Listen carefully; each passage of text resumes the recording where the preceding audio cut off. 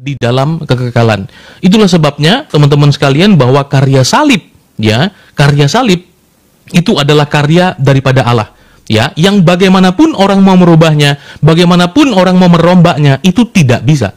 Karena itu adalah sebuah fakta yang ada di dalam kekekalan, yang bagi kita mungkin belum dinyatakan, tetapi di dalam waktu Allah itu telah dinyatakan. Nah, itulah sebabnya teman-teman sekalian bahwa karya penyaliban secara garis besar di dalam kekekalan itu telah menjadi karya Allah di dalam setiap kehidupan kita yang percaya, dan melalui penyaliban itu ya akan ada keselamatan yang Allah nyatakan. Oleh sebab itu, iblis, setan atau siapapun itu tidak bisa mengurangi 5 menit, menambah 5 menit, atau kemudian Yesus matinya dengan cara dilempar, Yesus mati karena tua, Yesus mati karena sakit, itu tidak bisa. Harus mati di atas kayu salib, sesuai dengan pernyataan nabi-nabi tentang apa yang akan terjadi atau karya yang akan dikerjakan oleh Kristus di dalam setiap kehidupan kita, secara khusus dalam karya penyaliban.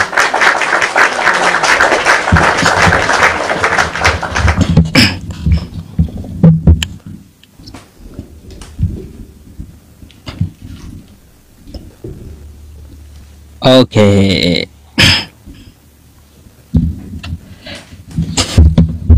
Oke, selamat malam ya teman-teman semuanya, baik di tempat Bang Jeki Sembiring ya maupun di YouTube manapun yang menyiarkan live streaming ini. Bertemu kembali dengan saya Yusuf PI. Malam ini kita akan membahas yang lagi viral, yaitu tentang masalah salib. Ya, kita mengetahui bersama ya teman-teman semuanya tentang masalah ini yang lagi viral. Tapi kita bahas dulu secara pandangan Islam gitu ya. Apakah Islam menolak penyaliban? Jawabannya tidak. Islam tidak menolak penyaliban. Tetapi yang ditolak adalah yang di tiang salibnya siapa gitu. Jadi sejarah penyaliban itu memang betul adanya. Tapi bukanlah Nabi Isa alaihi salam yang disalibkan. Hal ini berdasarkan di dalam Quran surah An-Nisa ayat 157. Mari kita baca dulu ya teman-teman. Nih ya.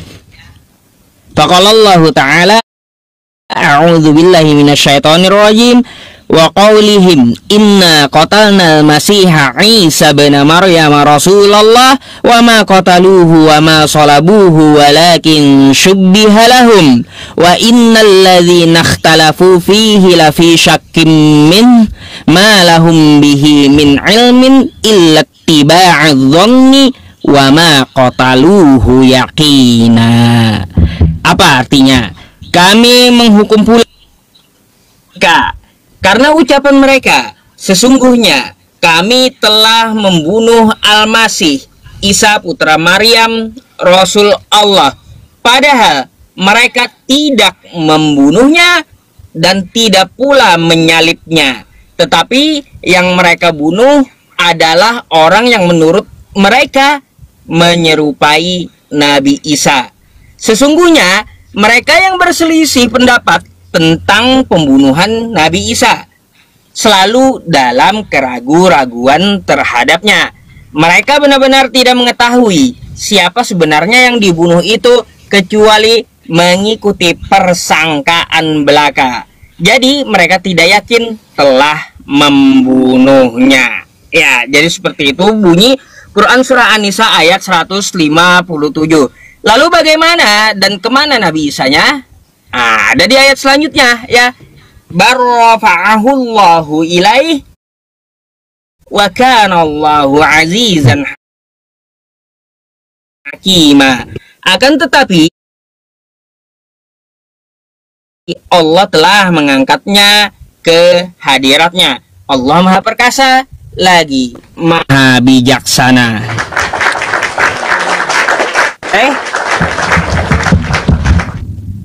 Nah ya teman-teman, jadi kita tidak menolak terjadinya penyaliban ya, tetapi yang disalib bukanlah Nabi Isa alaihi salam. Dan di dalam agama Islam pun memahami penyaliban adalah lambang kutuk gitu ya, lambang berhala. Karena simbol apapun di dalam agama Islam itu tidak diperbolehkan. Hal ini juga dicantumkan di dalam Quran surah An-Nisa ayat 117. Iyad'una min dunihi illa inatha wa iyad'una illa syaitanan marida. Sesungguhnya yang mereka sembah selain Allah itu adalah menyembah berhala, dan di dalam berhala itu ada setan yang sangat durhaka. Jadi Islam itu no simbol, apalagi ya sampai ada simbol salib. Ya bagi kami nggak boleh simbol seperti itu.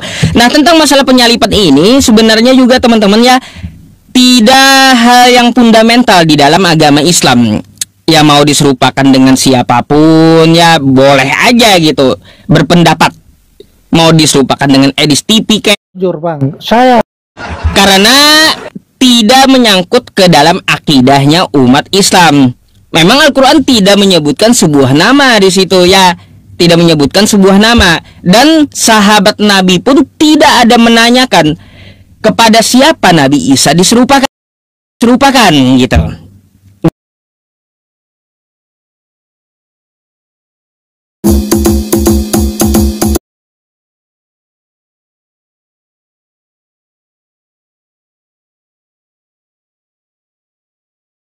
Tentang masalah salib di dalam agama Islam seperti itu Bang Jeki, agar dapat dipahami merujuk ke dalam Quran surah An-Nisa ayat 157.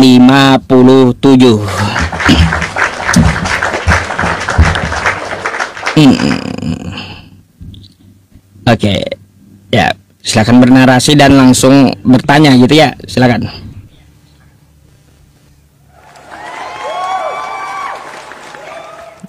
Oke. Baik teman-teman, jadi kalau teman-teman tadi sudah mendengar ya, baik dari penjelasan saya maupun penjelasan dari Ustadz Yusuf PI mengenai penyaliban. Jadi ada satu hal yang menarik teman-teman sekalian ya, melalui penjelasan Ustadz tadi, dan nanti saya akan adakan pertanyaan. Oh sorry, belum mulai. Oke. Ya, nah teman-teman, jadi ada yang menarik ya dari tadi yang Ustadz Yusuf PI juga sampaikan kepada kita. Jadi di dalam Islam sepertinya sama-sama ada konsep penebusan. Ya, sama-sama ada percaya tentang peristiwa penyaliban. Tadi Ustadz katakan sama-sama percaya terhadap peristiwa penyaliban. Itu ada, tadi diakui. Dan yang kedua adalah sama-sama percaya bahwa itu adalah sepertinya konsepnya penebusan. Bedanya adalah bahwa Yesus disalib itu menebus kami. Ya, menebus manusia. Tapi Isa itu ditebus oleh orang lain. Yang tadi Ustadz Yusuf PI katakan orangnya nggak disebutkan. Bukankah dia berjasa, kira-kira begitu ya? Dan apakah orangnya itu ikhlas gitu ya, disalibkan atau ganti Isa itu apakah dia ikhlas atau tidak? Tapi Ustadz tadi mengatakan bahwa orangnya itu dia nggak tahu. Ya, orangnya siapa juga tidak disebutkan gitu kan? Nah, jadi siapa yang menggantikan dia itu tadi cuman itu bukan poin pertanyaan saya sebenarnya teman-teman ya, karena memang tidak akan ketemu jawabannya. Siapa yang digantikan oleh Isa itu tidak ada, dan di dalam banyak tafsir itu para ulama juga memiliki banyak pendapat. Ya. Nah, yang saya heran ulama-ulama tuh dapat dari mana? Ya, sementara Al-Qur'an sendiri tidak menyatakan itu. Kira-kira begitu ya. Nah, oleh karena itu teman-teman sekalian, pertanyaan saya mungkin pertama begini kepada Ustadz Yusuf PI. Ya. Yang pertama adalah apa tujuan ya Tuhannya Ustadz Yusuf PI itu menyelamatkan Isa dari penyaliban. Ya, tujuannya apa? Nah, dan apakah penyaliban Isa dan juga keselamatan yang akan Isa dapat terhadap peristiwa itu ya ada nubuatannya apa tidak? Ya, karena kita melihat bahwa dalam posisi ini seringkali itu disama-samakan. Isa dan Yesus itu sama. Yang betul itu adalah dia diserupakan menurut teman-teman Islam. Ya. Nah, tetapi ya, yang saya mau sampaikan adalah bahwa tujuan Isa itu diutus dan akhirnya dia rencananya akan disalibkan oleh orang Yahudi dan kemudian akan diselamatkan oleh Allah. Itu kira-kira ada nubuatannya apa tidak? Karena satu-satunya peristiwa untuk menjelaskan penyaliban itu hanya An-Nisa 157. Selain daripada itu tidak ada. Ya, selain daripada itu tidak ada. Nah, maka daripada itu bahwa apakah itu sebelumnya telah diketahui? Apakah itu sebelumnya sudah dinyatakan di dalam kitab sucinya Ustadz Yusuf PI bahwa Isa itu nanti akan lahir, kemudian nanti dia akan disalibkan dan diselamatkan oleh Allah. Ya, apakah ada nubuatannya? Atau itu peristiwa yang ujuk-ujuk saja, hanya untuk hanya untuk mendompleng ajaran kekristenan? Karena semua orang Kristen ditanya siapa yang disalib, tidak ada yang masih menduga-duga. 4 Injil menyatakan bahwa itu Yesus, tidak ada yang lain. Ya, tetapi ajarannya Ustadz Yusuf PI yang lebih baru, ya, lebih modern, teman-teman, ya, itu menyatakan seolah-olah untuk mendompleng ajaran kekristenan, sebenarnya bukan dia. Padahal keempat Injil itu menyatakan adalah Yesus disalib, ya, tidak ada peluang bagi Yesus untuk tidak disalibkan, itu tuh tidak ada. Ya, nah, maka daripada itu bahwa yang pertama, ya, apakah penyaliban Isa itu apa tujuan Allah menyelamatkannya? Ya, dan kemudian bahwa apakah itu ada nubuatannya? Ya, apakah nubuatannya itu ada? Karena satu-satunya ayat yang membahas tentang penyaliban hanya 1 ayat, dan itu sepertinya tanpa konteks. Ya, tanpa konteks, ayat yang sebelum dan sesudah itu nggak ada hubungannya. Ya, nah, maka daripada itu, apakah ada nubuatannya atau tidak? Ya, itu dia. Nah, yang kedua, apakah tujuan Allah untuk mengutus Isa kepada Bani Israel itu sudah tercapai apa belum? Apa gagal dia? Ya, apa dia gagal? Ya, apa sih tujuan Allah itu mengutus Isa ke tengah-tengah Bani Israel dalam konteks agama Islam? Ya, tujuannya tuh apa? Apakah sudah tercapai apa belum? Ya, karena endingnya bahwa dia mau disalibkan oleh orang. Salahnya apa juga saya nggak tahu itu. Ya, disalibkan dia tuh salahnya apa? Saya tidak temukan itu dalam Al-Quran. Ya, nah, apakah selesai pengutusan Isa atau tugas Isa yang Allah mau? Itu 2 pertanyaannya.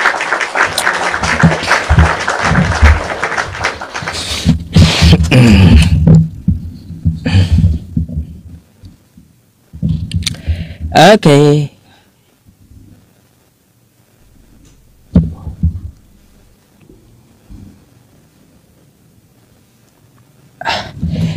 Baik ya teman-teman, kita akan menjawab apakah ada ya tertulis di dalam Al-Quran bahwa Nabi Isa itu diselamatkan. Ya, ada Bang Jeki. Di dalam Al-Quran, Nabi Isa itu akan selamat pada hari dia wafat. Di mana itu tertera? Di dalam Quran surah Maryam ayat 33. Nah, ini saya bacakan dulu ya. Wassalamu alayya yauma wulidtu wa yauma amutu wa yauma ub'atsu hayya. Kesejahteraan semoga dilimpahkan kepadaku pada hari 1 dia dilahirkan. Dia selamat sejahtera ya dari tuduhan dia adalah anak haram atau anak zina. Oke? Dan ibunya juga selamat dari tuduhan tersebut. Makanya disebut selamat dia pada hari lahirnya. Habis itu pada hari wafatnya dia selamat. Maksudnya apa? Dia wafatnya tidak berdarah-darah. Gitu Bang Jeki. Artinya dia ya wafatnya secara normal ke manusia kebanyakan karena faktor umur, bukan karena pembunuhan. Gitu ya. Pada hari wafatnya dia selamat dan pada hari dibangkitkan hidup kembali di hari kiamat. Nah, jadi seperti itu. Lalu untuk apa Allah Subhanahu wa taala menyelamatkan Nabi Isa tersebut? Ya, karena Bang Jeki tugasnya belum selesai. Belum selesai. Dia diangkat ya, kedua kalinya akan diturunkan kembali karena tugasnya belum selesai untuk menegakkan kalimat tauhid. Dan ada beberapa tugas di akhir zaman yang memang ditugaskan Allah untuk dia. Apa itu? 1, di dalam hadis kami membunuh Dajjal. Yang kedua, ya, dia mematahkan salib-salib. Artinya apa? Tuhan kami, Allah Subhanahu wa taala, mengetahui Nabi Isa itu bakal dituhankan oleh para penyembahnya. Makanya dia selamatkan agar Nabi Isa turun kedua kalinya nanti mengklarifikasi kepada para penyembahnya. Nah, gitu. Makanya dia diselamatkan. Kalau dia tidak diselamatkan, maka tidak bisa lagi klarifikasi nantinya. Makanya dia diselamatkan, diturunkan kedua kalinya, dia akan menjelaskan ya dengan siapa dia serupakan. Hal ini ada di dalam Quran surah Az-Zukhruf ayat 63 ya teman-teman semua. Walamma jaa Isa bil bayyinat qala qad ji'tukum bil hikmah wa li ubayyina lakum ba'dalladzi takhtalifuna fi fattaqullaha wa ati'un. Ketika Isa datang membawa bukti yang nyata, ini datang kedua kalinya ya, dia berkata, sungguh aku datang kepadamu dengan membawa hikmah dan aku menjelaskan kepadamu sebagian dari apa yang kamu perselisihkan. Maha benar Allah firman-Nya. Jadi kenapa dia mengetahui Nabi Isa itu akan dituhankan oleh pengikutnya? Makanya dia diselamatkan untuk kembali klarifikasi kepada orang-orang yang menuhankan dirinya. Jadi seperti itu. Ya, ada ya nubuatannya di Al-Qur'an, dia diselamatkan. Maryam 33 dan diturunkan ke dalam kedua kalinya untuk menjelaskan kepada siapa dia diserupakan saat disalib, bagaimana kronologinya, bagaimana ajarannya. Bahkan kalau kita melihat di hadis ya, itu ada beberapa hal tugas Nabi Isa mematahkan salib-salib, membunuh babi dan menghapus jizyah gitu Bang Jeki. Nah, berkaitan tentang masalah salib ini ya, kita mengetahui yang lagi viral ya, yang lagi viral, Kristen di seluruh Indonesia terpecah belah beberapa pendapat gitu tentang masalah rencana penyaliban. Kita mengetahui bersama, saya sebut aja namanya ya Bang Jeki, Edis TV, dia mengatakan bahwa rencana penyaliban itu adalah rencana iblis. Sedangkan Pak Bom Bom ya, dia mengatakan bahwa penyaliban itu rencana Allah Bapa. Dan yang ketiga, si mata pisau, si Robert advokat itu ya mengatakan bahwa itu keinginan manusia. Sekarang saya mau tanya sama Bang Jeki, yang mana yang benar di antara mereka gitu? Ya, coba dijelaskan ya, siapa tuh? Silakan.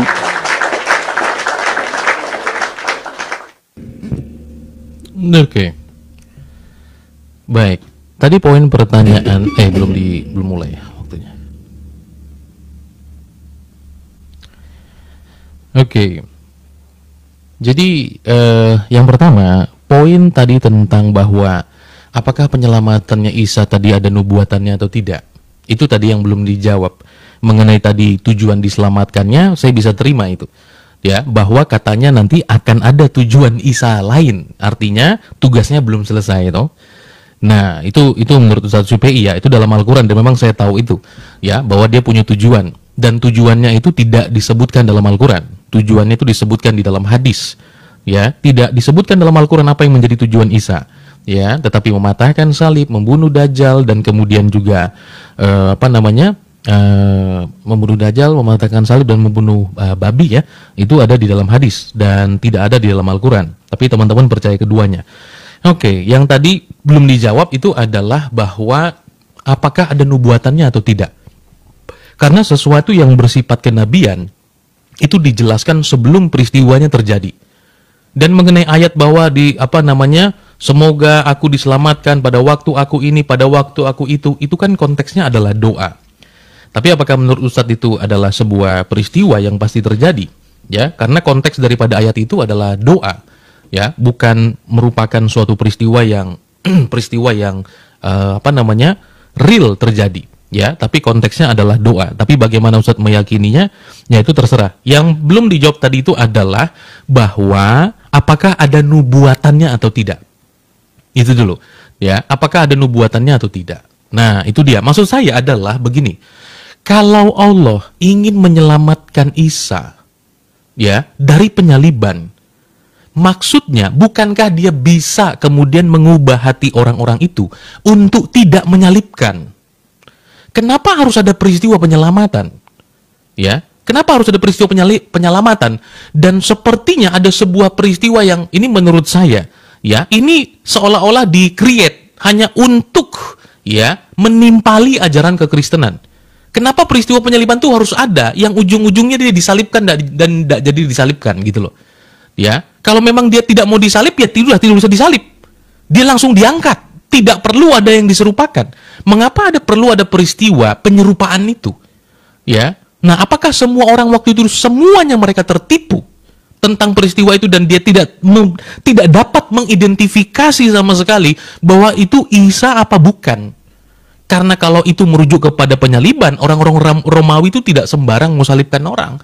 Ya, itu dia. Nah, kenapa kalau mau disalibkan atau mau digantikan, kalau mau diangkat, tidak jadi disalib, ya tidak jadi saja. Kenapa harus ada peristiwa orang lain yang digantikan? Itu maksud saya. Ya, kenapa harus ada orang lain yang digantikan ganti dia? Kalau nggak mau disalib, langsung diangkat saja. Nah, apa tujuan daripada penyaliban yang digantikan itu tadi? Begitu ya, teman-teman. Nah, saya masuk kepada poin bahwa Ustadz Yusufi membawa ada beberapa orang tadi yang dinyatakan. Nah, tetapi mereka bukanlah saya. Jadi, saya tidak bertanggung jawab terhadap apa yang orang-orang lain nyatakan ya. Tetapi begini, teman-teman sekalian. Di awal tadi saya sudah menyatakan, ya, baik daripada semua tadi yang nama-nama yang Abang sebutkan itu tadi, mereka itu semua benar.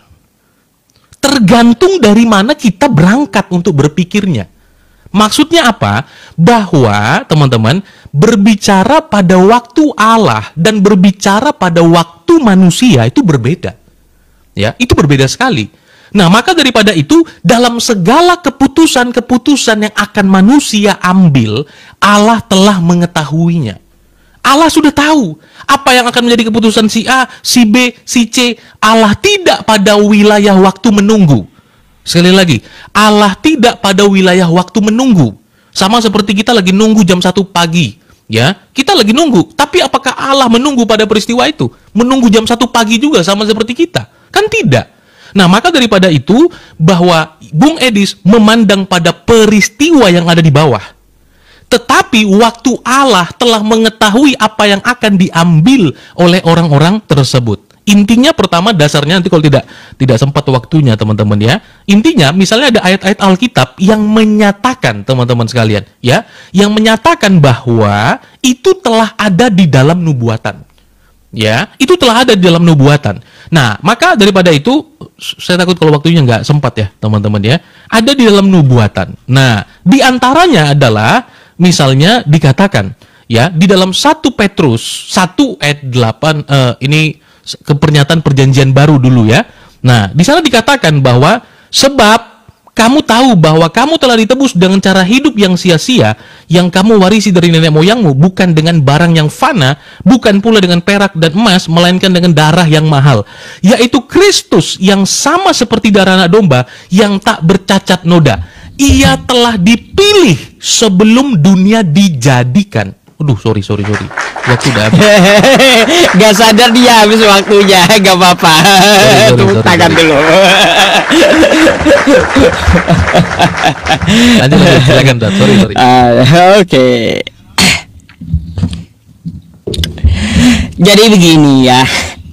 Dari pertanyaan saya, Bang Jeki ini nambahin pula, tambah bingung saya, serius. Kenapa Bang Jeki saya sebut menambahkan bingung? Ya, karena semuanya jawaban benar kata Bang Jeki. Tambah bingung saya jadi ya. Tadi malam kan cuma ada 2 tuh ya, antara Edis atau Bom ya, yang mana yang benar? Rencana iblis kah? Rencana dari Allah Bapa kah? Ternyata ada yang nambahin 1 ya, rencana manusia ya. Terus ada pula yang nambahin 1 ya, Allah dan iblis adalah 1, kerjasama katanya iblis dengan Bapa ya. Di dalam penyalipan itu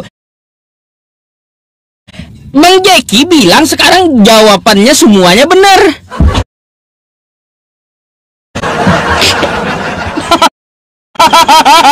Gimana sih Bang Jeki? Saya bingung. Gimana? Tolong dijelaskan gitu. Nggak mungkin semuanya benar. Paling nggak mungkin. paling semuanya salah gitu loh. Gak mungkin semuanya benar. Kalau semuanya benar itu tambah parah saya memahaminya, makin bingung gitu loh.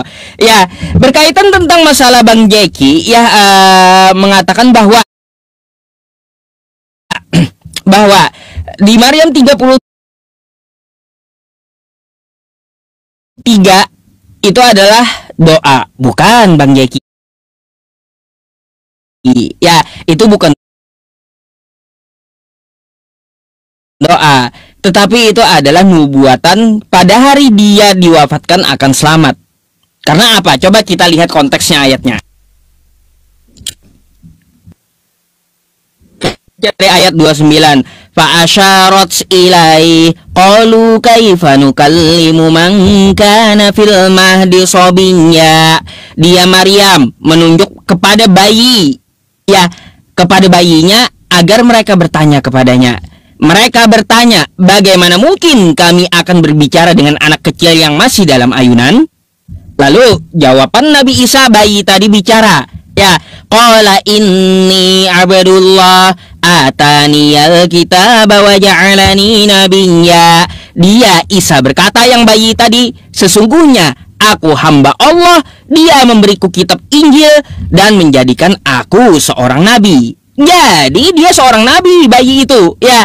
Terus di ayat selanjutnya lagi nih, ya, wa ja'alani mubarakan aina ma kuntu wa awsani bis shalah wa awsani bis sholati waz zakati ma dumtu hayya. Dia menjadikan aku orang yang diberkahi di mana saja aku berada dan memerintahkan kepadaku untuk melaksanakan sholat. Memangnya ada dulu zaman dulu sholat? Belum ada kan, artinya dia turun kedua kalinya selamat nih, dan menunaikan zakat sepanjang hayatnya. Nah terus wabarrom biwalidati walam yaj'alni jabbaron syaqiya. Ya, di sini dia berbakti kepada ibunya, dia menjadikan aku orang yang tidak sombong lagi celaka. Terus ini nubuatannya, pada dia mati ya selamat pada hari dia di hari wafatnya, kata bayi itu. Tuh, nubuat dia ngomong waktu bayi dia akan selamat pada hari dia wafat. Gitu Bang Jeki ya. Jadi tentang masalah yang saya bawakan itu adalah nubuatan Nabi Isa itu tidak mati terbunuh ya. Jadi sesuai dengan Quran surah An-Nisa ayat 157 tadi. Berkaitan tentang masalah berkaitan tentang surah An-Nisa ayat 157. Bang Jeki, ya, saya membawakan An-Nisa 157 itu ternyata terbukti betul gitu Al-Quran saya. Sampai sekarang kalian masih dalam keraguan-raguan siapa yang merencanakan penyalipannya gitu. Coba ya teman-teman semuanya, coba kita baca An-Nisa 157 tadi ya. Mereka dalam keraguan-raguan kata Allah ya, tentang masalah penyalipan itu. Coba nih ya teman-teman. Ya. Nih kata Allah, ya, mereka selalu dalam keraguan-raguan terhadap peristiwa penyalipan itu. Sampai sekarang pun, ya, umat Kristen masih ragu-ragu siapa yang merencanakan penyalipan. Gitu Bang Jeki. Jadi saya harap Bang Jeki bisa menjawab secara spesifik ya, mungkin setelah ini yang mana gitu. Atau Bang Jeki mau rincikan satu persatu dari Edis, Pak Bom dengan yang lainnya tersebut, silakan.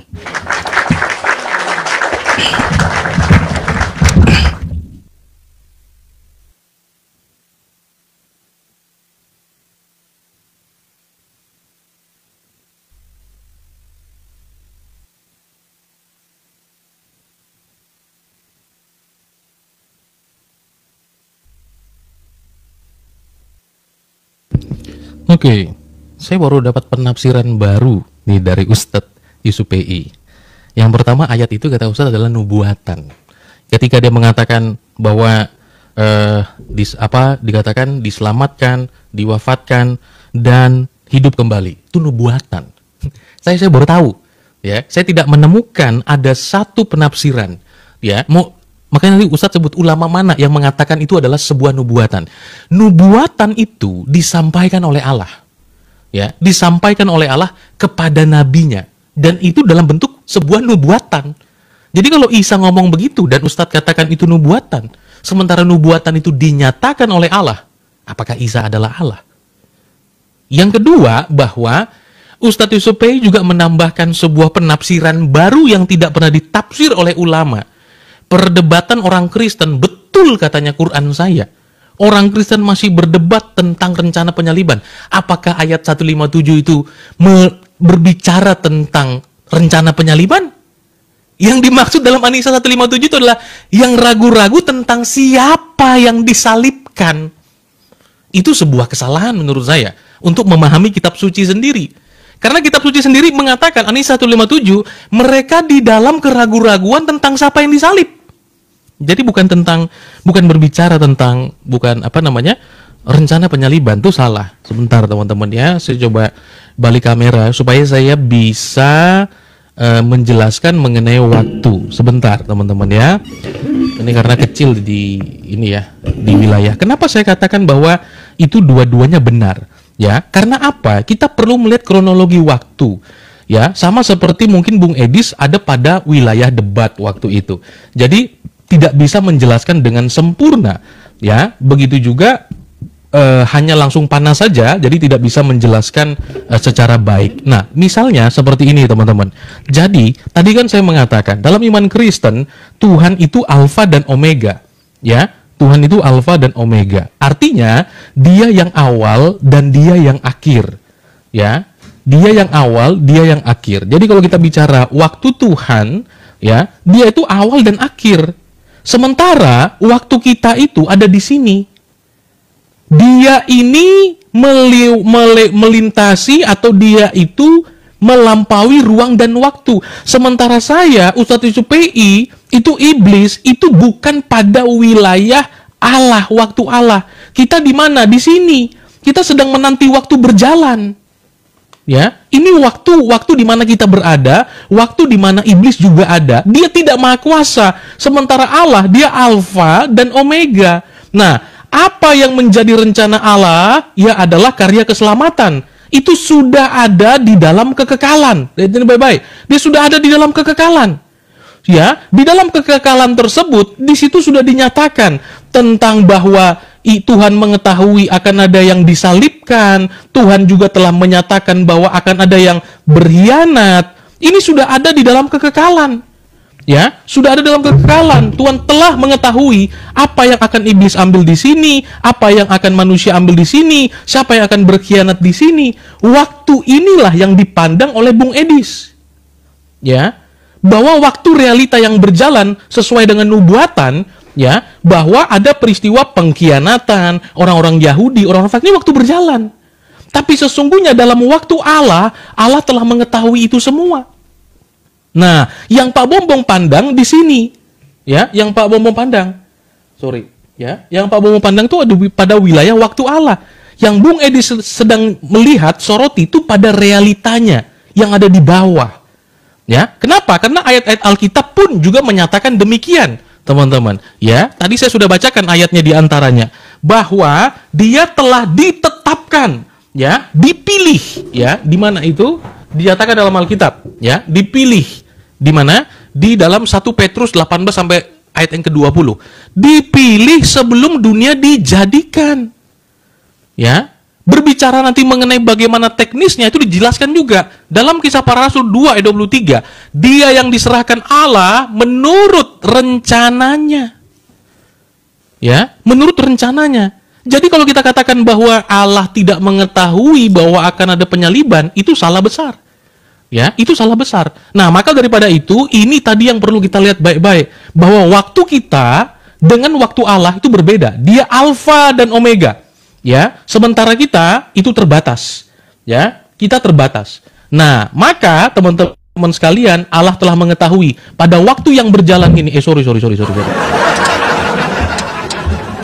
Terlalu semangat, saudara. Sampai lupa nanya dia. Apa. Karena ini penting. Ya, silakan, Sir. Tadi ada pernyataan saya juga yang Ustaz tanggapi tentang itu nubuatan atau bukan tadi itu. Ya, silakan. Jadi gini Bang Jeki ya, dari penjelasan Anda ya betul-betul ruwet gitu ya, ruwet, saya bingung. Nanti saya coba putar ulang videonya, coba memahami apa yang Anda katakan gitu ya. Padahal kan saya nggak mungkin bisa mengatakan bahwa semua jawaban dari Edis Pak Bom Bom itu semuanya benar, nggak bisa gitu. Nggak mungkin rencana Tuhan itu ya ngambil dari rencana iblis, nggak mungkin gitu. Nggak mungkin rencana Tuhan itu ngambil dari rencana iblis, nggak mungkin. Nggak mungkin rencana Tuhan itu ya dicampuri oleh iblis, nggak mungkin itu. Makanya kalau yang mau ya kita akan menyalahkan salah satunya pastinya. Tapi kalau Anda bilang semuanya benar, waduh sakit kepala saya. Iya, masa Tuhan dan iblis rencananya dicampur-campur? Jadi kayak gitu Bang Jeki. Nah, berkaitan tentang masalah Al-Quran saya akan tanggapi ya. Kata Bang Jeki, ini penafsiran baru. Ulama mana? Ulama mana? Kata Bang Jeki yang menafsirkan ini adalah nubuatan. Bang Jeki, coba Anda ya, kalaunya belajar Al-Quran gini dulu dah ya. Susah sih ya kalaunya hanya terjemahannya saja. Di dalam ilmu Quran itu ada namanya cabang ilmu ulumul Quran Bang Jeki. Salah satunya nahwu sorof. Di nahwu sorof itu kita dapat mengetahui kosakata Al-Quran ini apakah sudah terjadi atau belum terjadi. Gitu. Di dalam nahwu sorof ada namanya fi'il madi, ada namanya fi'il mudhari. Apa fi'il madi? Fi'il madi itu kejadian yang telah terjadi atau yang di masa lampau. Yang fi'il mudhari itu adalah kejadian yang sedang terjadi atau yang akan terjadi gitu.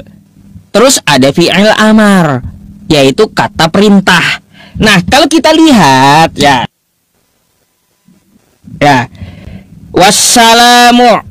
wassalamu pada hari dan keselamatannya, alayya yauma wulidtu, pada hari aku ya dilahirkan. Wulidtu ini, wulidtu fi'il madi. Kita sepakat semuanya Nabi Isa itu di zaman yang telah lalu telah dilahirkan beliau ya. Makanya ini memakai kosakata fi'il madi, sudah terjadi. Tapi ketika beliau mati nih, wa yauma amutu, amutu ini bukan fi'il madi, tapi fi'il mudhari yang akan terjadi gitu. Padahal beliau masih bayi, mengucapkan ini akan terjadi waktu beliau wafat nanti. Bahwa beliau wafat itu dalam keadaan selamat. Jadi seperti itu. Susah ya kalau kita mau menjelaskan dengan teman-teman Kristen ya, kalau mereka tidak mengetahui ilmu-ilmu yang ada di Arabnya ini gitu loh. Ya nggak mungkin paham mereka. Jadi nggak perlu cari ulama kayak gitu. Tetapi kita mengambil dari disiplin ilmu, dari tekstual Arabnya Bang Jeki. Ya di situ ada fi'il mudhari. Fi'il mudhari itu kejadian yang akan datang nanti gitu, yang belum terjadi tapi akan terjadi di masa datang. Jadi seperti itu maksudnya. Makanya saya bilang itu adalah nubuatan, karena akan terjadi kepada Nabi Isa. Dia akan wafat dengan cara yang baik, dengan cara yang selamat. Jadi seperti itu ya teman-teman. Itu ya, makanya kalau susah sih ya saya mau menjelaskan sama-sama teman Kristen, tapi kalau teman Islam pasti paham apa itu fi'il madi, apa itu fi'il mudhari, apa itu fi'il amar gitu. Ya, jadi seperti itu Bang Jeki. Berkaitan tentang ke Bible lagi nih ya Bang Jeki. Saya mau tahu dari Bang Jeki. Ya. Sebenarnya kalau menurut Anda pribadi, menurut tanpa memandang Edis, tanpa memandang Bom-Bom ya, kira-kira betulkah penyalipan itu rencana dari iblis? Karena kalau kita melihat di Yohanes 8 nomor 44 ya. Nih, Yohanes 8 nomor 44. Iblislah yang menjadi bapamu, dan kamu ingin keinginan bapamu. melakukan keinginan iblis tadi. Ia adalah pembunuh manusia sejak semula. Jadi yang menginginkan pembunuhan Yesus di tiang salib itu adalah pengikut-pengikut iblis, Bang Jeki. Betul nggak? Menurut Anda bahwa penyaliban itu dari iblis? Coba silakan dijelaskan.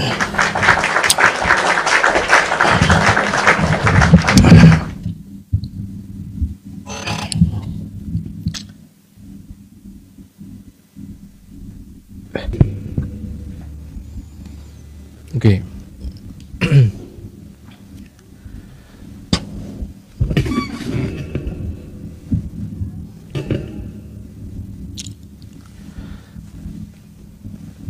Baik. Ya, tadi mengenai ayat ya, Ustadz, bahwa tadi mengakui atau tidak bahwa ayat yang dimaksud tadi bukan tentang rencana penyaliban, tetapi tentang yang diserupakan. Siapa orang atau tokoh yang diserupakan tadi di dalam ayat yang Ustadz tadi sampaikan. Itu kan ayatnya berbicara, oh betul ke kitab suci saya, bahwa orang-orang Kristen itu berdebat tentang rancangan penyaliban. Tapi kan ayatnya ngomongnya bahwa tentang siapa yang disalibkan. Nah, jadi itu tidak akan mungkin menjadi benar gitu ya. Nah, itu kira-kira bagaimana itu? Mau mengakui tidak bahwa itu tadi betul, itu penafsiran yang keliru. Ya, nah tapi itu terserah Ustadz ya. Ya, yang berikutnya adalah begini. Saya mau kasih paralel kepada Ustadz mengenai peristiwa ini misalnya. Bahwa tentang memakan buah koldi di dalam iman Islam. Ya, sesungguhnya itu kehendak daripada Adam atau kehendak daripada Allah. Ya kan? Kehendak daripada Adam atau kehendak Allah. Supaya kita dapat perspektif yang sama. Dalam artian begini, sekarang pesawat tempur itu panjang atau lancip? Ya, lebar apa lancip? Ya lebar juga, ya lancip juga. Lancip itu moncongnya lancip, lebar tuh sayapnya, dua-dua benar. Ya, nah sekarang yang saya mau memberikan paralel. Kenapa itu dua-duanya menjadi benar? Ya, karena tergantung perspektif. Contoh, Adam itu memakan buah kuldi. Itu adalah rencana Allah atau itu keinginannya Adam? Ya, saya mau kasih perspektif seperti itu. Maka, kenapa tadi saya menyatakan bahwa apa yang dinyatakan oleh Bung Edis dan apa yang dinyatakan oleh Pak Bom, ya. Nah, saya sih tidak memandang keduanya karena dua-duanya memiliki kacamata yang berbeda. Ya, saya adalah saya gitu ya. Jadi saya tidak membenarkan ya atau menyalahkan terhadap peristiwa itu. Makanya tadi saya katakan bahwa sebentar ya teman-teman, pada perspektif waktunya Ustadz ya. Nah, maka tadi sudah saya jelaskan mengenai bagian ini ya. Nah, ini saya perlu jelaskan lagi ya, bahwa Tuhan itu dia alfa dan omega. Konsekuensi alfa dan omega, dia tuh yang awal dan dia yang akhir. Tidak mungkin ada sesuatu di sini yang dia tidak tahu. Ini alfa dan omega waktu Allah. Ini waktu kita yang sedang berjalan. Ya, ini waktu berjalan. Ya, kita berjalan 2021, 2022, 2000 sampai 26, ya 2026 misalnya di sini, ya. Nah, tapi apakah Tuhan sama seperti kita dalam waktu menunggu? Tidak. Ya, tidak. Maka daripada itu bahwa kita ada pada waktu berjalan. Ya, di sini 2027, 2028, ya. Nah, tapi Tuhan dia melampaui ini semua. Nah, maka apakah iblis merancangkan penyaliban itu di dalam kekekalan? Tidak mungkin. Ya, karena yang kekal itu hanya Allah. Nah, maka daripada itu Allah telah mengetahui apa yang akan iblis lakukan di sini, di sini, di sini. Khususnya berbicara tentang penyaliban Tuhan Yesus. Iblis telah mengetahui apa yang akan menjadi perbuatan iblis. Ya, nah, tetapi rancangan Allah adalah keselamatan. Iblis melihat kesempatan ini, dia mau pakai untuk merancangkan Yesus supaya Yesus mati. Ya, nah, maka kita bisa melihat dua-duanya benar bahwa Allah merancangkan itu semua untuk mendatangkan keselamatan. Ya, tapi iblis merancangkan atau membuat itu bukan di dalam kekekalan pada waktu yang terbatas ini tadi, tetapi rancangannya pula bukan untuk supaya Tuhan Yesus itu disalib, bukan supaya Yesus menjadi penembus dosa. Tidak, dia mau menghancurkan Yesus. Ya, tidak ada karyanya dalam untuk kita salibkan dia supaya keselamatan. Tentu tidak. Itu loh. Nah, maka daripada itu separalel dengan apa yang Ustadz katakan, misalnya Adam memakan buah kuldi ini pada waktu siapa saya nggak tahu, ya. Nah, apakah itu menjadi rencana Allah atau tidak? Ya. Nah, kalau itu menjadi rencana Allah, kenapa dia dipersalahkan dan diturunkan ke bumi? Ya. Itu dia. Nah, sekali lagi bahwa itu waktu makan buah kuldi, ya, itu rencana siapa atau rancangan siapa? Ya, apakah Adam itu mau dipersalahkan terhadap peristiwa makan buah kuldi itu tadi? Ini sebagai paralel bahwa terjadi perbedaan perspektif waktu antara Bung Edis dan juga Pak Bom. Ya, Bang Edis melihat pada peristiwa real yang ada di bawah, ya, sementara Pak Bom melihat pada peristiwa yang ada di atas. Yang dimana peristiwa yang ada di atas ini semua telah dinubuatkan, tidak mungkin meleset sedikit pun.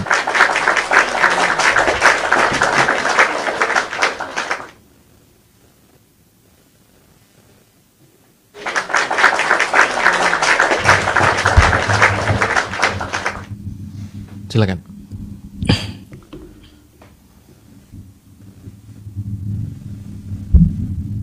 Terima dulu Bang Jeki. Ya, teman-teman, sebelum kita membahas Bible-nya, saya akan tanggapi dulu apa yang dikatakan oleh Bang Jeki tentang itu kan An-Nisa 157 itu mengenai masalah orangnya katanya, ya, bukan masalah rencana atau siapanya. Jadi di sini Bang Jeki, ya, ini bukan cuma orangnya saja, ya, tapi menyeluruh. Kenapa menyeluruh? Dari rencana, konsepnya, semuanya, bahkan sampai siapa yang di tiang salibnya. Nih, coba kita lihat kosakatanya, wa innalladzina ikhtalafu fihi lafi syakkim minhu. Ya. Dan sesungguhnya, ya, mereka benar-benar ragu. Talafu khotala ikhtilaf artinya apa? Ragu, ya, bertentangan. Ikhtilaf. Wa innal ladzina ikhtalafu fihi lafi syakkim minhu. Jadi pendapatnya itu dari semua yang terjadi waktu kronologinya terjadi, gitu. Jadi di sini kalau kita baca, sesungguhnya mereka yang berselisih pendapatnya tentang pembunuhan Isa selalu dalam keraguan-raguan terhadapnya.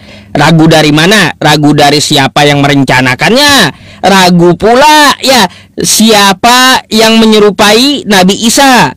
Itu keraguan-raguan sampai sekarang tuh, ya, yang merencanakannya iblis atau Bapa. Terus yang di tiang salibnya, ya, itu betul atau tidak Yesusnya. Karena kan juga tidak diketahui dari penulis, ya, dari penulis Bible. Kalau kita melihat di sejarahnya, tidak ada yang langsung berhadapan dengan tiang salibnya Yesus, kan gitu.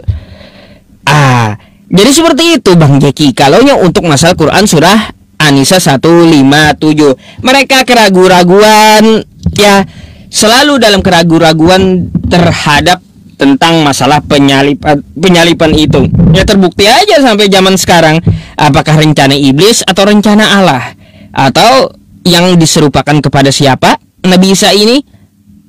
Kan kayak gitu. Lalu buat apa diserupakan, Bang Jeki? Kalaupun kita mau melihat, ya, melihat mukjizat yang tidak diceritakan dalam Islam, ya Bang Jeki, ya, ternyata ada di dalam kitab kalian. Mukjizat Yesus itu salah satunya dia bisa berubah rupa. Tuh, mukjizat dia salah satunya, dia bisa merubah rupanya. Ini saya bukakan, ya. Nih, beberapa ayat, ya, tentang Yesus berubah rupa, gitu. Nih, teman-teman bisa kita lihat di sini, ya. Ketika ia berdoa, rupa wajahnya berubah. 1. Lalu Yesus berubah rupa di depan mata mereka. 2. Ya, banyak gitu, ya. Terus di sini lagi nih. Nih, Markus 9 nomor 2. Lalu Yesus berubah rupa di depan mata mereka. Jadi kalau kata Allah dia diserupakan, gampang dia merubah rupanya gitu, menyerupai dia. Gampang kali karena mukjizatnya yang dia lakukan bisa merubah rupanya gitu. Gitu Bang Jaki. Ini sebenarnya tidak diceritakan dalam Islam. Berubah rupa ini hanya ada di Bible saya temukan. Jadi seperti itu. Nah, berkaitan tentang masalah penyalipan, Bang Jaki menurut saya tidak tegas menjawabnya gitu ya, menjawabnya dengan gambar yang mana yang betul. Dari segi pandangan Bom dengan Edis, kedua-duanya betul kata Anda ya. Kalau menurut saya ya nggak mungkin dua-duanya betul. Ini menurut saya ya, pendapat saya, ambil tarik kesimpulannya, dua-duanya nggak akan bisa betul. Karena apa? Tuhan dengan iblis itu nggak akan menyatu, bagai minyak dan air kan kayak gitu. Nah, nggak mungkin Tuhan ya mengambil dari rencana iblis. Kayak gitu. Ngapain Tuhan ngikutin rencana iblis? Aneh-aneh aja. Masa juga iblis tahu pula dengan rencana Tuhan? Kan aneh pula. Berarti kalau tahu iblis itu dengan rencana Tuhan, iblis maha tahu, lebih tahu daripada Tuhan pula nanti. Bingung saya Bang, serius Bang, puyeng saya. Gitu. Silakan ditanggapi.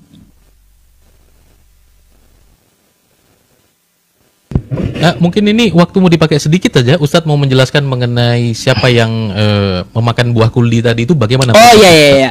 Ini ya putaran kemenangannya. Baik. Ya. Jadi siapa yang memakan buah kuldi, apakah itu keinginan iblis ya atau ketetapan dari Tuhan?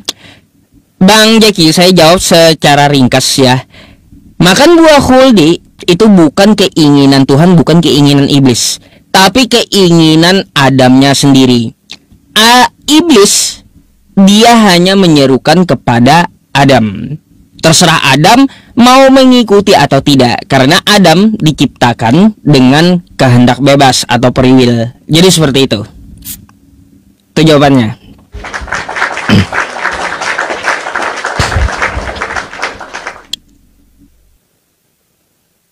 Dikit diulang tadi, saya belum dapat poinnya. Jadi gini ya. Buah khuldi dimakan Nabi Adam apakah karena takdir Tuhan atau kehendak iblis? Jawabannya bukan keduanya, bukan kehendak Tuhan ya, bukan kehendak iblis, tapi atas free will, kehendak bebas, yang mana Adam diciptakan dengan kehendak bebas, bisa memilih yang benar yang salah, atau melanggar atau taat. Jadi waktu iblis menyerukan, "Hai Adam, makanlah buah pengetahuan atau buah khuldi itu, kamu akan hidup menjadi kekal." Dia yang menyerukan, terserah Adamnya mau ikut atau tidak. Ternyata Adam ikut tergoda. Itu atas kehendaknya sendiri, bukan kehendak Tuhan, bukan karena kehendak iblis. Iblis hanya menyerukan. Jadi seperti itu. Baik.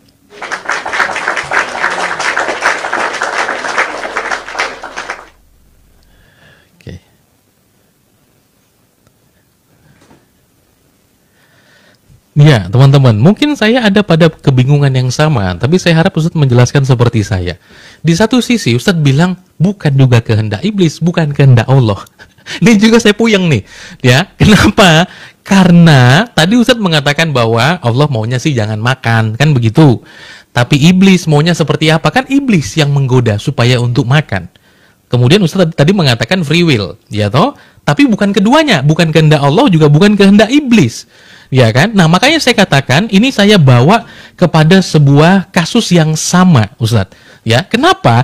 Karena apakah Adam kalau memakan buah itu dia bersalah atau tidak? Ya, dan apakah dia mau dipersalahkan terhadap peristiwa itu? Apakah dia mau disalahkan mengenai memakan buah kuldi atau mendekati pohon kuldi itu tadi, buahnya, itu salah apa enggak? Ya. Nah, salah apa tidak? Kenapa? Karena apakah dia mau disalahkan terhadap peristiwa itu? Ya, di dalam sebuah riwayat yang sahih, misalnya Ustaz mohon izin, ya, dikatakan ya di dalam hadis Sahih Bukhari nomor 4367, ya, teman-teman bisa cek ya, hadis Bukhari 4367 ya. Nah, di sana dikatakan begini Ustaz. Ya, dari Abu Hurairah saya langsung saja dikatakan bahwa ya, seperti ini. Ya. Nabi SAW ya bersabda, Adam dan Musa bertemu. Ya, dan Musa berkata kepada Adam, "Wahai Adam, engkaulah yang telah mencelakakan semua manusia dan mengeluarkan mereka dari sorga." Ya, lalu Adam ganti berkata kepada Musa, "Wahai Musa, bukankah Allah telah memilihmu dengan risalah dan kalamnya? Dan Allah telah juga menurunkan kepadamu Taurat?" Musa menjawab, "Iya." Adam berkata lagi, "Bukankah kamu mendapati," dikatakan ya, mendapatkan di dalamnya bahwa hal itu telah ditetapkan kepadaku sebelum aku diciptakan. Pertanyaannya, ya, apa yang ditetapkan kepada Adam sebelum Adam diciptakan? Ya, Musa menjawab, "Ya." Beliau bersabda, "Maka Adam dapat mengalahkan Musa." Nah, maka pertanyaan ini tadi saya katakan ini separalel dengan masalah kita, Ustadz. Ya, nah saya harap Ustadz bisa menjelaskan nih, kenapa tadi Ustadz mengatakan bukan kehendak Allah, bukan kehendak iblis. Tetapi di sini, di dalam sebuah riwayat kata Nabi Muhammad, itu telah ditetapkan kepadanya. Ya, kepada siapa? Kepada Adam. Ingat, ini kaitannya apa? Tuduhan Musa yang mengatakan, "Wahai kamu Adam yang telah mengeluarkan manusia dari sorga." Tuduhannya dikeluarkan dari sorga. Ingat itu.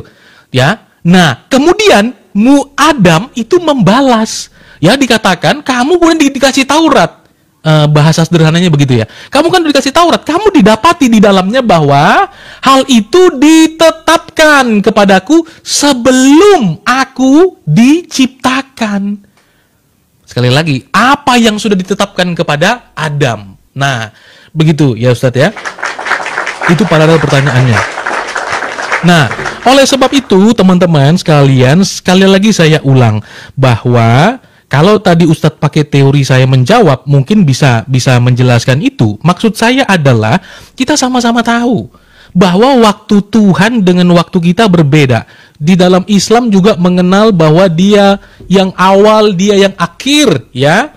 Nah, maka daripada itu bahwa tadi saya menyatakan bahwa apa yang telah menjadi keputusan manusia, ya, di sini itu Tuhan sudah tahu karena dia itu melampaui waktu kita. Ya, dia melampaui waktu kita. Sebab apa? Dia alfa dan omega. Ya, dia yang awal dan dia yang akhir. Maka keputusan iblis di sini, Tuhan telah mengetahuinya. Keputusan kita nanti di 2027, siapa tahu Ustadz jadi Kristen misalnya. Kita nggak tahu, ya kan? Nah, Tuhan mati Ustadz misalnya, oh iya benar ini Bang Jeki, ya. Kita nggak tahu 2027. Ustadz bisa menyangkal, tapi kalau Tuhan kemudian berkehendak, nggak bisa ditolak itu Ustadz. Ya kan? Nah, maka daripada itu bahwa kita nggak tahu keputusan apa yang akan kita ambil pada wilayah ini. Nggak tahu. Tapi Allah memiliki waktu dan dia berdaulat di dalam ini. Ya. Nah, rencana Allah supaya keselamatan itu dinyatakan. Nah, maka Bung Edis melihat di sini bahwa iblis akan menggunakan waktu ini kesempatan untuk menghancurkan Yesus di sini. Tapi dia tidak mengetahui bahwa di dalam kekekalan, ya, Allah punya rancangan yang mulia pada salib tersebut. Ya, itu dia. Dan perlu diingat. Sorry. Habis. Kasihkan Bang Jeki, jelaskan. Oke. Kasihkan. Sorry. Saya akan jawab dulu ya pertanyaannya. Silakan.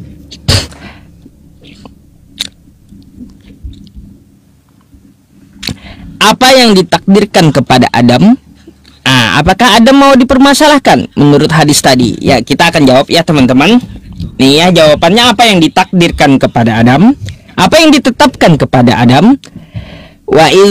Nih ya, Quran surah Al-Baqarah ayat 30 ya. Al-Baqarah ayat 30. Wa idz qala rabbuka lil malaikati inni ja'ilun fil ardi khalifah. Ingatlah ketika Tuhanmu berfirman kepada para malaikat, "Aku hendak menjadikan khalifah di bumi." Inilah ketetapan untuk Adam. sebagai penghuni bumi gitu. Ini ketetapan untuk Adam, Bang Jeki. Ya, terus ya, lalu apakah Adam itu mau dipermasalahkan karena Nabi Musa menyalahkan? Kan kata hadis itu tidak mau. Ya, tidak mau, betul. Karena apa? Nabi Adam itu dia sudah bertobat. Ini ayatnya. Ya, fa'azallahuma syaitanu anha fa'akhrajahuma mimma kana fih. Ya, lalu setan menggelincirkan keduanya darinya sehingga keduanya dikeluarkan dari segala kenikmatan ketika keduanya ada di sana, di surga. Lalu di sini apa?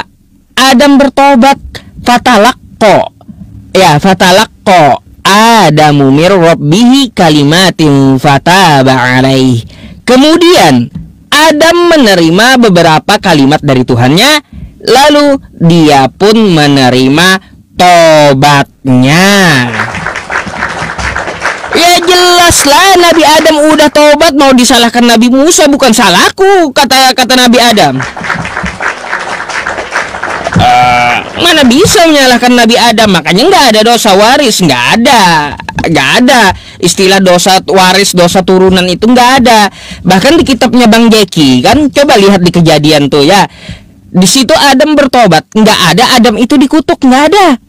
Yang dikutuk itu adalah tanah dan ular gitu, bukan Nabi Adamnya, tapi tanah dan ular yang dikutuk.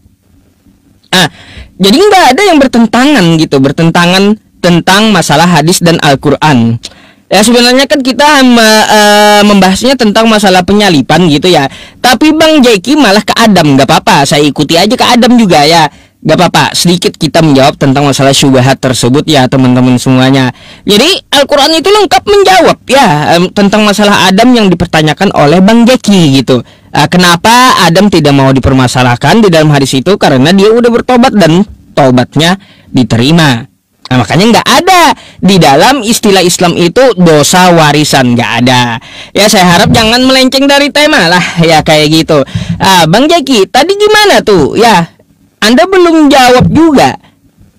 Betulkah nih ya masalah iblis yang membisikkan ke Yudas ya? Penyalipan itu berarti rencana dari iblis gitu. Apakah Anda mau ingkar terhadap Bible Anda? Karena gini Bang Jeki, saya temukan ya di Yohanes 8 nomor 42. Coba Anda buka. Nih ya. Kita baca ya teman-teman. Yohanes 8 nomor 42. Ya, kata Yesus kepada mereka, "Jikalau Allah adalah Bapamu, kamu akan mengasihi aku. Jadi kalaunya Anda mengakui bahwa Bapa itu adalah Allahmu, maka kata Yesus, kamu tidak akan mencelakai aku, tapi mengasihi aku," kata Yesus. Jadi yang menginginkan Yesus tidak tersalib itu pengikut Allah Bapa. Yang menginginkan Yesus tidak tersalib. Tetapi ya kalau kita baca di ayat 44-nya, kata Yesus seperti apa? Iblislah yang menjadi bapamu, dan kamu ingin melakukan keinginan-keinginan bapamu. Ia adalah pembunuh manusia sejak semula. Nah, ini iblis adalah pembunuh manusia sejak semula. Kan kayak gitu. Upah dosa adalah maut. Makanya dia menggelincirkan Adam supaya berdosa, dan supaya upah Adam adalah maut gitu. Jadi kita mau ikut yang mana nih? Ya, kalau kita menginginkan Yesus itu mati di tiang salib, ya artinya apa? Iblislah bapamu, kata Yesus. Nah, ini yang mana yang betul gitu? Itu dari tadi saya tekankan ya. Coba tolong dijelaskan sama saya tentang hal itu.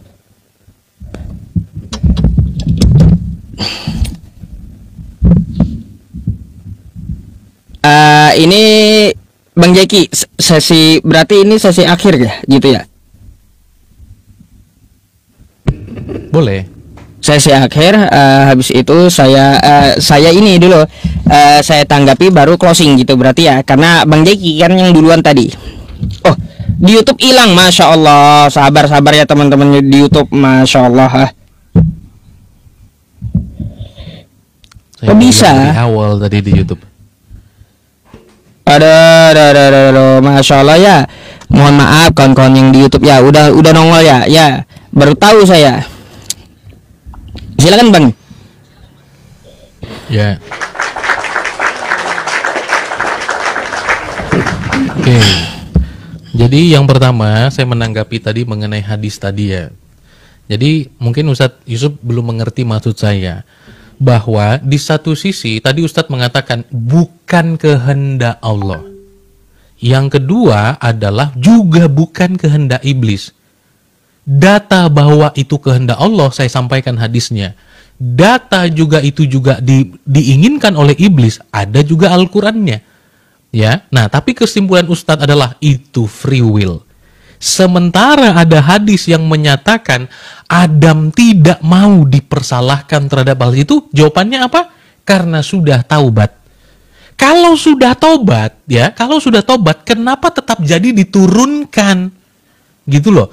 Bukankah diturunkan itu sebagai hukuman apa sebagai hadiah? Saya mau tahu tuh.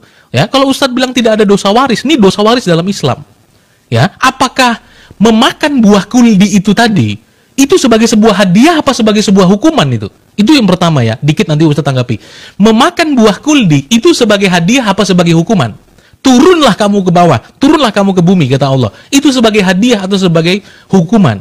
Ya, yang akhirnya Ustadz Yusuf PI dan seluruh manusia akhirnya lahir di bumi. Pertanyaannya, bahwa apakah Ustadz Yusuf PI juga ikut makan buah kuldi itu? Ya, oh enggak dong, kata Ustadz Yusuf PI. Loh kenapa Ustadz ada di bumi? Sementara diturunkan ke bumi, itu adalah konsekuensi karena makan buah. Kalau Ustadz Yusuf PI tetap di sorga, mati atau tidak? Tapi waktu di bumi, itu pasti mati. Adam dan Hawa waktu di sorga mengalami kematian enggak? Kalau dia di bumi, mati. Tapi waktu di sorga, apakah dia mengalami kematian atau tidak? Itu adalah dosa waris menurut saya.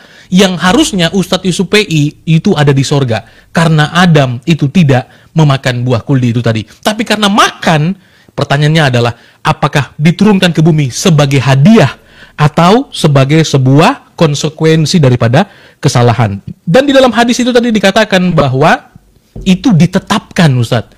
Yang tadi saya mau Ustadz respon adalah ditetapkan itunya untuk apa? Ya, ditetapkannya itu tadi untuk apa? Nah, itu dia, teman-teman. Nah, berikutnya saya akan jawab tadi Ustadz mengatakan apa. Nah, ini dia, bahwa ada kekurangan memang. Ya, ada kekurangan apa? Tanggapan, karena Ustadz Yusuf PI dan Bung Edis itu kan modenya adalah debat. Sama seperti saya dibatasi oleh waktu. Kalau ayat-ayat tadi yang menekankan tentang misalnya Ustadz ya, oh thank you so much. Ayat-ayat yang menekankan Ustadz, ya, mengenai apa namanya, mengenai Tuhan Yesus yang tadi Ustadz katakan, ya, mengenai bahwa oh ini iblis yang melakukannya karena iblis membisikkan dan bla bla bla. Nah, tapi juga ada ayat-ayat lain, ya, maksudnya harus kita perhatikan, ya, iblis menginginkan hal tersebut. Tapi ada di ayat lain misalnya Ustadz ya, di dalam Matius 16 ayatnya yang ke-22, bagaimana iblis di sana menggunakan Petrus untuk mencegah supaya Yesus disalibkan. Yang pertama, di sana dalam Matius 16 dikatakan seperti ini.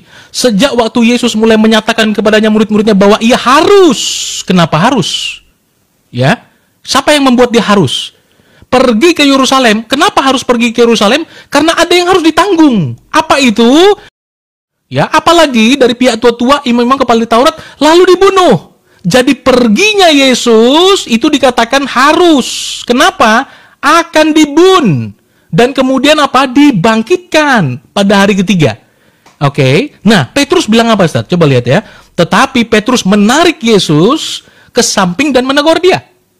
Katanya, Tuhan, sekiranya Allah menjauhkan hal itu dari sekali-kali daripadamu, itu tidak akan menimpa engkau.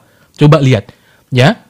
Nah, Petrus mau jadi pahlawan dia di sini, ya. Oh, jangan ke Yerusalem, nanti engkau mati di sana. Sekiranya itu tidak terjadi padamu. Apa kata Yesus? Ya, maka Yesus berpaling dan berkata kepadanya, Petrus, enyahlah iblis. Ya, berkata kepada Petrus, enyahlah iblis.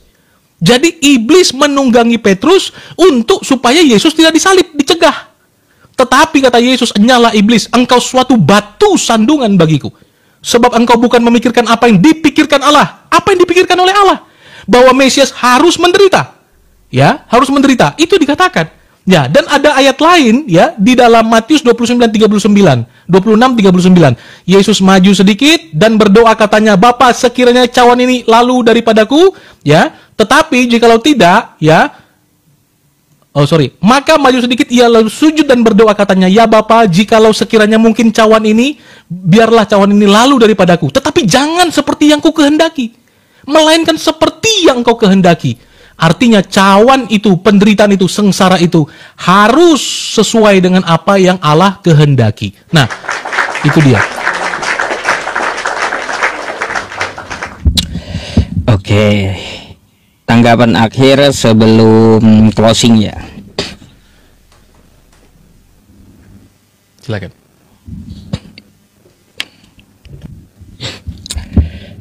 Saya akan jawab dulu apa yang ditanyakan oleh Bang Jeki ya.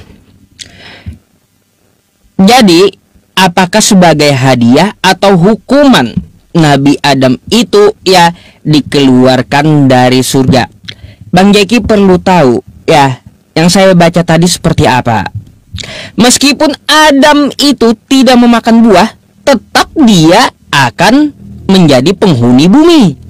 Karena ketetapannya dia menjadi khalifah di muka bumi gitu. Karena makanya lihat ya ayat yang saya baca nih. Ya, sebelum Adam itu diciptakan, ya, sebelum Adam itu diciptakan, Allah berfirman kepada malaikat, ya, wa idz qala rabbuka lil malaikati inni ja'ilun fil ardi khalifah. Belum ada Adamnya nih, ya. Tapi ya Tuhan berfirman kepada para malaikat, aku hendak menjadikan mereka di muka ini ya. Aku hendak menjadikan khalifah di muka bumi. Ini ketetapannya. Meskipun tidak memakan buah khuldi itu, Adam akan tetap jadi penghuni bumi gitu. Lalu kenapa ya dia diturunkan? Itulah Allah Subhanahu wa taala mengajarkan ada sebab, ada akibat. Gak ada yang instan gitu. Gak ada yang instan. Kalau kita pengen kaya, maka kita kerja. Kan kayak gitu. Nah, ada sebab, ada akibat. Sebab kita kerja, kita jadi kaya. Gak mungkin ucuk-ucuk langsung jadi kaya. Dari mana kayak gitu? Gitu Bang Jeki. Makanya. Lalu di sini, lalu setan menggelincirkan keduanya dari dari segala kenikmatan ketika keduanya ada di sana. Apakah ini rencana setan atau kehendak setan? Bukan. Adamnya sendiri yang memakan buah khuldi tadi. Setan itu hanya menyeru kepada Adam. Adam mengikuti kehendak bebasnya lalu memakan buah khuldi. Sebagai konsekuensi ya, ada sebab ada akibat, maka dia diturunkan ke muka bumi untuk memenuhi nubuatan sebagai khalifah di muka bumi. Gitu.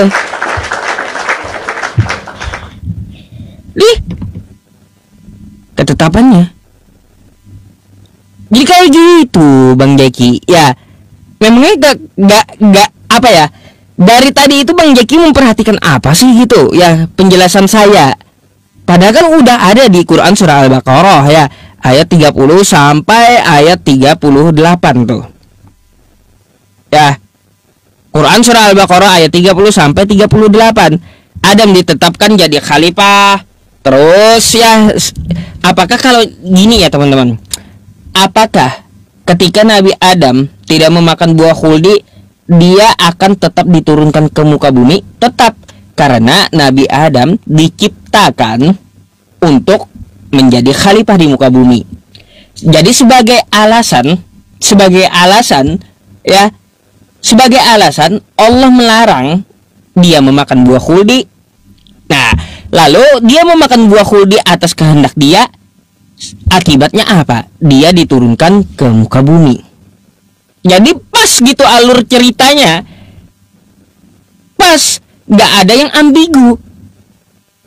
Karena ketetapan dia diciptakan untuk menjadi khalifah di muka bumi. Aduh. Itulah ya, nggak mungkin ya semua itu nggak ada akibatnya. Ada sebab, ada akibat, nggak ada yang instan gitu, nggak ada yang instan. Kalau Nabi Adam ucuk-ucuk langsung diturunkan ke muka bumi, apa alasannya? Kan nggak ada. Nanti Adam nanya, apa salahku ya Allah diturunkan dari surga? Makanya Allah mengajari gitu, karena pelanggaran itu dia memakan buah khuldi, ada akibatnya, maka dia diturunkan. Kayak gitu. Jadi Bang Jeki ya, semua ketetapan Allah itu berjalan dan pasti terpenuhi. Dia menjadi khalifah di muka bumi. Jadi seperti itu. Saya nggak bertanya lagi tentang kekristenannya. Mungkin bisa kita closing habis ini ya Bang Jeki. Terima kasih.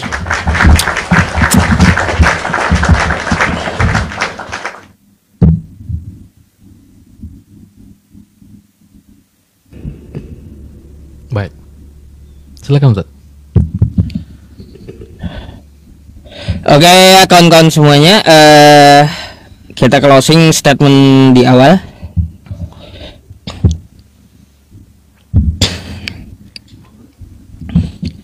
Oke, teman-teman, dalam closing statement ini ya kita mengambil beberapa kesimpulan dari hasil diskusi ini gitu ya.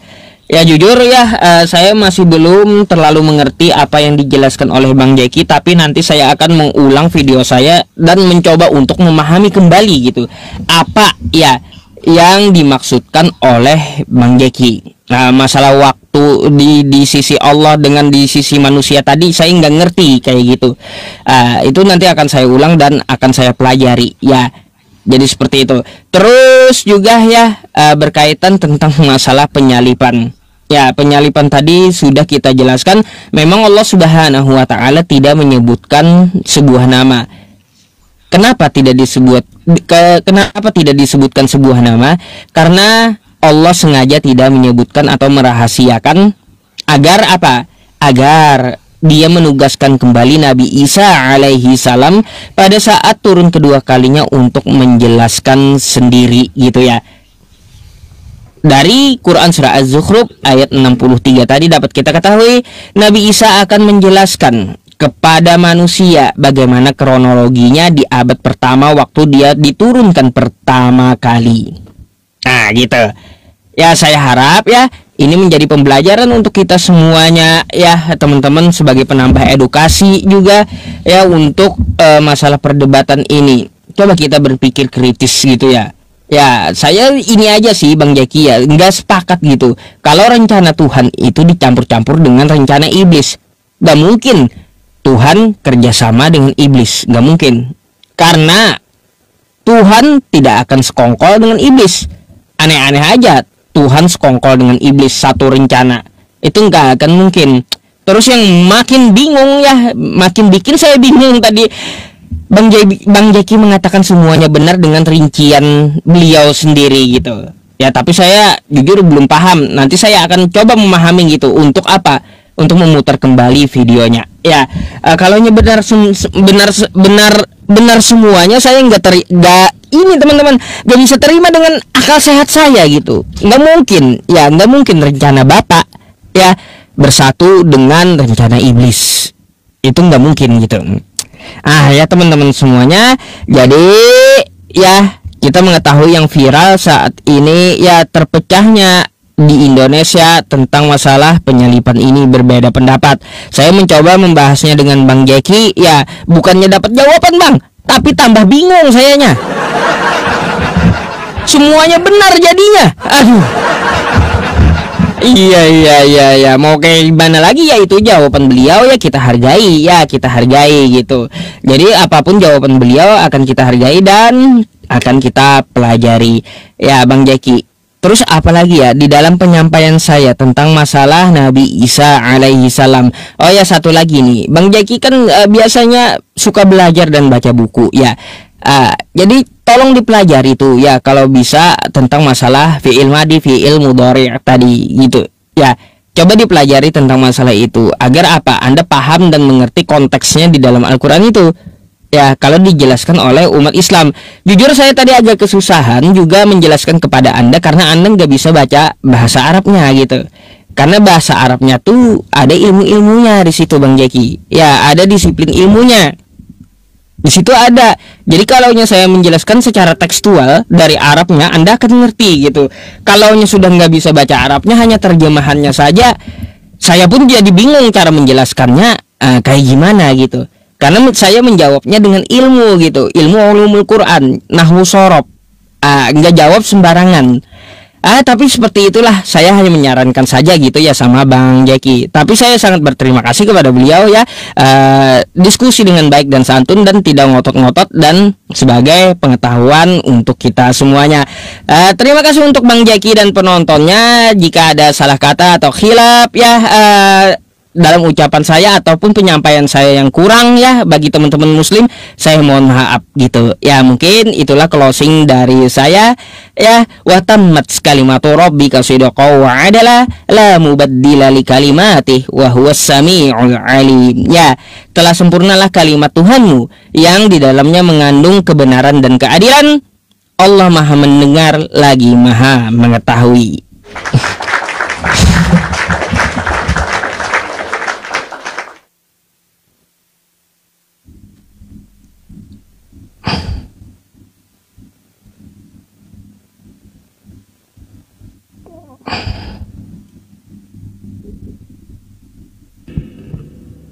Mana nih? Belum muncul.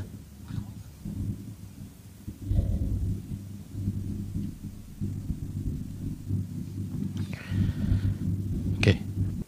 Baik.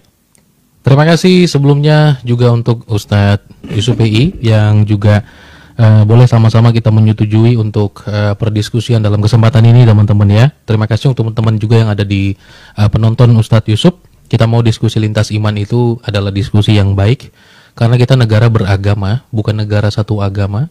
Jadi membicarakan agama tidak boleh menjadi hal yang tabu ya, tapi dengan harus penuh hormat dan saling memperhatikan ya untuk etika dan adab kita masing-masing. Nah, teman-teman, bahwa sebagaimana tadi Ustadz Yusuf PI mengatakan bahwa saya kesulitan untuk memahami ya dan lain hal sebagainya dan nanti akan mengulang. Saya rasa itu baik sekali. Di awal tadi Ustadz Yusuf PI mengatakan bukan kehendak Allah, bukan juga kehendak iblis ya, tetapi kemudian merangkum semua jawaban itu adalah ternyata itu di dalam sebuah hadis dikatakan sudah ditetapkan. Apa yang ditetapkan? Supaya Adam itu tadi menjadi khalifah di bumi. Tapi bagaimana teknisnya? Caranya adalah kemudian iblis menggoda. Di dalam surat Toha ayatnya yang ke-121. Kemudian Syaitan membisikkan pekerjaan jahat kepadanya. Pekerjaan jahat kepadanya. Ya, dengan berkata, nah itu saya tidak memulai lagi teman-teman. Tapi di situ kan ada peran iblis. Ya, untuk menggoda Adam. Ya kan? Apakah bisa saya katakan, berarti iblis rencananya untuk menurunkan Adam ke bumi, bekerja sama dengan Syaitan supaya rencana Allah itu jadi. Tapi saya nggak sanggup berpikir seperti itu, gitu ya teman-teman, karena saya tahu itu pada wilayah yang berbeda, ya. Nah, maka penjelasan saya atau terkait dengan kasus penyaliban itu hampir sama, ya, hampir sama. Nah, bedanya adalah teman-teman Islam percaya Allah menciptakan iblis. Gitu loh, itu bedanya. Karena kami tidak percaya iblis diciptakan untuk jadi iblis. Karena iblis itu adalah status baru bagi malaikat yang jatuh. Nah, tetapi teman-teman sekalian, semua yang kami sampaikan, yang kami tampilkan itu tadi ya adalah sebuah pendiskusian mengenai penyaliban. Di dalam iman Kristen, dalam Alkitab secara komprehensif sudah dinyatakan bahwa penyaliban itu ibarat puzzle, ya, ibarat puzzle itu, ya, bahwa sudah satu-satu masing-masing diberikan cuplikan-cuplikan tentang berapa yang akan menjadi Tuhan Yesus dibayar untuk informasi itu. 30 keping perak, itu ada nubuatannya. Seorang sahabat akan mengangkat tumitnya untuk melawan aku. Sudah dikatakan dalam Alkitab, pengkhianatan sebelum Yesus datang. Dia menusuk tangan dan kakiku. Sudah dinyatakan sebelum ya Yesus datang sebagai manusia, ya. 30 keping perak sudah dinyatakan berapa akan digadaikan Kristus itu. Sudah dinyatakan itu semua.